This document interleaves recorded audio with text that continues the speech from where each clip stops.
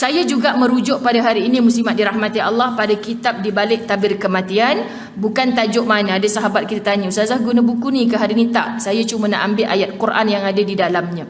Pada surah An-Nisa ayat ke-48. Surah An-Nisa ayat 48. A'udzu billahi minasyaitonir rajim.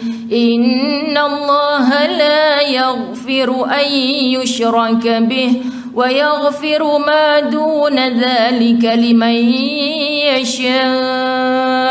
Sesungguhnya Allah tidak akan mengampuni dosa syirik, dan Dia mengampuni segala dosa yang selain dari syirik itu bagi siapa yang Dia kehendaki. Jadi persiapan menuju alam barzakh yang pertama, tolong berhenti daripada semua perkara syirik. Muslimat, kita kadang-kadang, baru-baru ni saya didatangi oleh seorang hamba Allah.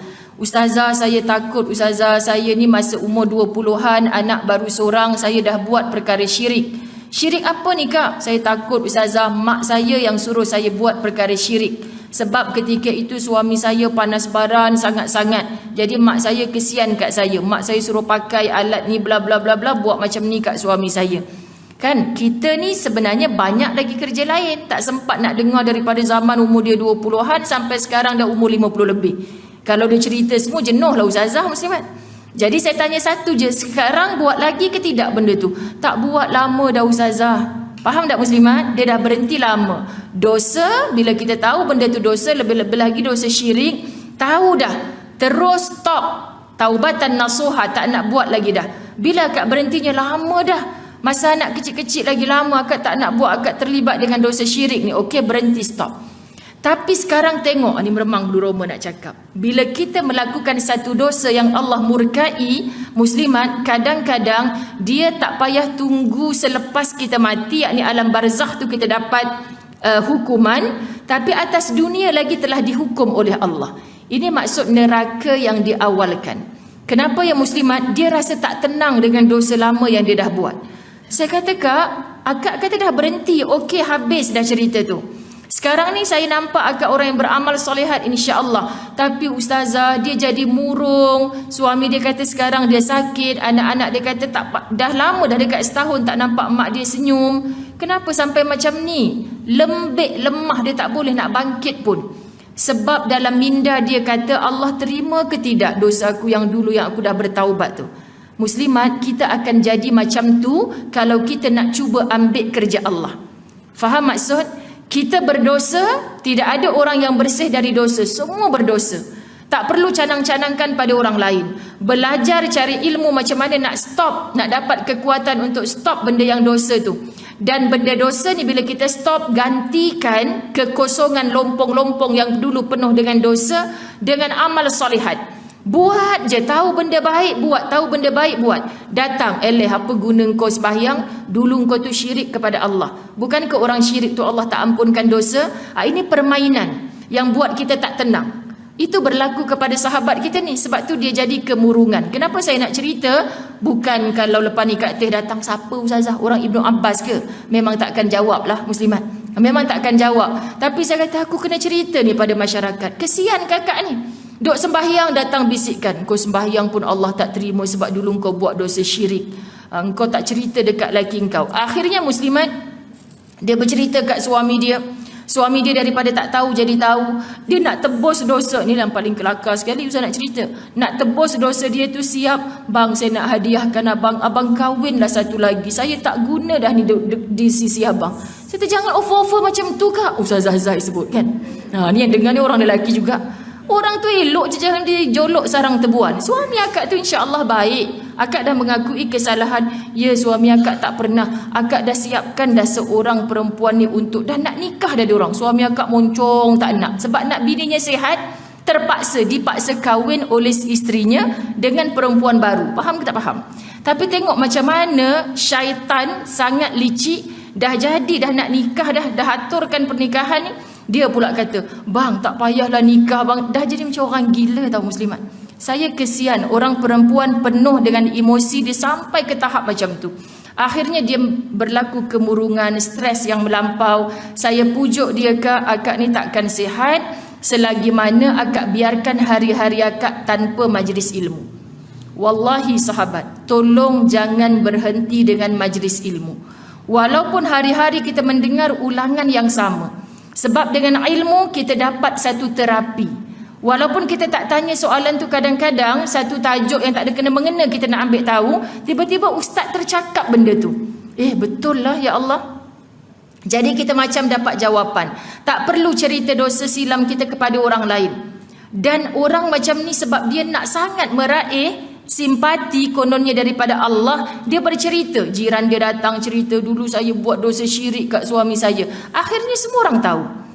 Inilah gangguan syaitan kepada orang perempuan yang penuh dengan emosi. Saya sangat kesian.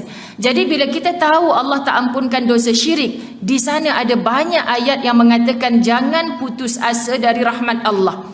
Bukankah rahmat Allah sahaja yang mengundang kita masuk ke dalam syurga? Muslimat dirahmati Allah, syaratnya sekarang akak memang dah berhenti. Ya ustazah, saya dah berhenti, saya tak buat dah dosa tu. So akak jangan ambil kerja Allah. Allah ampun ke tidak, itu bukan kerja akak. Buat je. Jadi muslimat, macam mana syaitan melekakan dia? Dia termenung, kalau aku solat pun tak guna, yang tu entah Allah ampun ke tidak. Faham? Jangan ambil kerja Allah. Allah suruh kita taubat, taubatan nasuha. Sekarang untuk melangkah ke hadapan, muslimat dirahmati Allah, terus buat kebaikan. Inilah persiapan menuju alam barzakh. Dan surah Az-Zumar ayat 53. Az-Zumar 53. A'udzu billahi minasyaitonir rajim. Qul ya ibadiyalladzina asrafu ala anfusihim la taqnatu min rahmatillah. Innallaha yaghfirudz dzunuba jami'a. Innahu huwal ghafurur rahim. Surah Az-Zumar 53. Katakanlah, hai hamba-hambaku yang melampaui batas terhadap diri mereka sendiri. Orang yang berbuat dosa ini sebenarnya adalah orang yang asrafu, suka melampau-lampau batas. Kaya digunakan kekayaan, aku punya ni, aku sehat, aku kerja, aku bertahta, aku berharta, orang lain tak boleh sibuk dengan harta aku.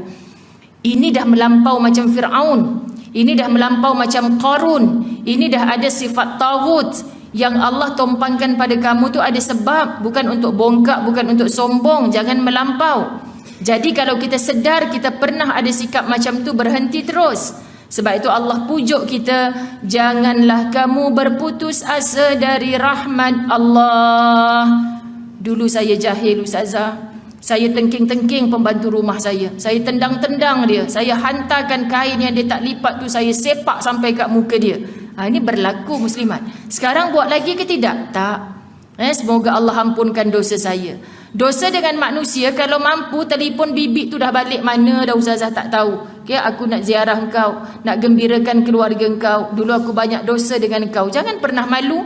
Sebab itu mungkin boleh mencuci sakitnya dia, sumpah seranahnya dia pada kita. Doa orang yang terzalimi itu mungkin susah. Saya rasa saya dah balik haji, dah buat segala, tapi ada je yang tak kena, kita tak tahu. Mungkin doa orang-orang yang pernah kita sakiti diangkat, dimustajabkan oleh Allah. Dia nampak kaya raya tapi tak tenang. Sebab apa? Ada orang yang terzalimi, sampai sekarang masih berparut hati dia. Sampai sekarang bila teringat masih mengalir air mata. Sampai hati dia buat saya macam ni. Begitulah hati-hatinya, wahai para isteri yang mendakwa diri saya dizalimi oleh suami sendiri. Kak, terus jadi hamba Allah yang baik. Selagi dia balik ke rumah, terus santuni. Kenapa ustazah dengan mudah cakap macam ni sampai dia menyampahi oleh ramai orang perempuan kadang-kadang? Ustazah tu tak tahu betapa sakitnya saya. Sedap dia cakap macam tu. Buat baik, buat baik. Sebab dah tak ada cara dah nak cakap. Quran suruh cakap, Kak, kalau kita balas, setakat mana sangat balas? Nak pancitkan tayar dia, nak buat aduan dekat polis, suruh tangkap dia, berapa tahun penjara? Setakat menyakiti akak macam tu mungkin 20 tahun penjara. Keluar penjara dia boleh hure-hure balik. Tapi kalau Allah yang balas, faham muslimat dirahmati Allah? Allahu Akbar. Balasan Allah ni, itu yang tak tenang tu. Ada bekas majikan dulu, sekarang dah jadi ahlul masjid segala, tapi ustazah saya dia tak tenang. Bila saya tidur, saya mengigau. Saya teringat bibik saya yang dulu saya sepak-sepak badan dia tu. Ini kisah benar muslimat. Saya kata Allah datangkan neraka itu awal rasa tak tenang di hati, selagi mana akak tak betul-betul minta taubat dengan Allah. Dosa dengan manusia, jumpa dia, minta maaf kat dia. Aku tahu dulu aku penuh dengan kesilapan. Hari ini kan muslimat dirahmati Allah, minta ampun sungguh-sungguh. Memang kita rasa malu, memang tembok ego kita runtuh, tapi untuk kita clear hablum minallah hablum minan nas, yang ni atas dunia kena buat. Sebelum nanti dekat akhirat Allah tanya ni berkumpul di mahsyar semua, siapa nak claim ke aku yang dulu ni dianiaya? Saya ya Allah, suami aniaya. Saya ya Allah, orang pinjam duit saya sengaja tak nak bayar. Saya ya Allah, semua boleh mengadu pada Allah. Allah, kalau kita baca kitab suasana macam ni sangat sayu muslimat, kita akan merasa sangat dipujuk. Ya Allah, aku rasa sakit atas dunia ni. Rupanya nanti dekat akhirat Allah tanya, siapa yang pernah kena zalim dulu kat dunia? Itu satu cara memujuk hati. Ya Allah, aku sepertinya tak sabar nak bertemu dengan Allah. Aku nak bercakap dengan Allah. Hari ni aku tak ada kudrat, aku tak ada kuasa untuk balas semula. Kalau aku balas pun orang miskin nak balas orang kaya, apa yang aku boleh dapat? Dia beli lawyer pun dia yang akan menang. Contoh, betul tak muslimat? Maka mengalah bukan bererti kalah, tapi tunggu mahkamah Allah, yang Allah akan tanya, siapa yang dulu kena aniaya ni? Bak mai mengadu ke aku. Aku dulu ya Allah. Panggil orang yang dulu menzalimi engkau. Dipanggil muslimat. Oh, engkau sengaja tak nak bayar hutang dia, biarkan dia menderita. Hari ni bayar, Allah suruh bayar. Aku nak bayar pakai apa ya Allah? Dunia habis. Duit-duit semua dah tak ada dah tak valid dah atas akhirat ni. Ini bahasa mudah kita lah. Lalu apa Allah suruh muslimat? Pindahkan pahala dalam akaun dia yang pernah menzalimi orang ni, pindahkan masuk ke dalam orang yang dianiaya. Kita ni mungkin orang tak banyak amal, tapi sebab orang banyak menganiaya kita, menzalimi kita muslimat, Allah yang akan balas dengan keadaan pindahkan pahala yang kau duk buat penat-penat dulu kepada orang yang engkau tak balas pun dulu kat dunia. Engkau tak bagi pun kebaikan kepada dia, engkau tak minta maaf, engkau tak pulangkan pun hak dia, sampailah kepada tarikh kematian. Tak cukup ya Allah, aku derita 30 tahun dulu ya Allah, lama aku tunggu, dia buat zalim pada aku. Tak cukup lagi, dah semua pahala dipindah pada engkau tu. Sekarang Allah perintahkan malaikat untuk segala dosa dalam buku orang yang dianiaya tu, pindahkan kepada orang yang menganiaya. Sahabat, tak rasa ke macam tu Allah sangat sayang pada orang yang teraniaya? Syaratnya, wahai orang yang merasa teraniaya, terus buat baik seperti mana yang Allah suka.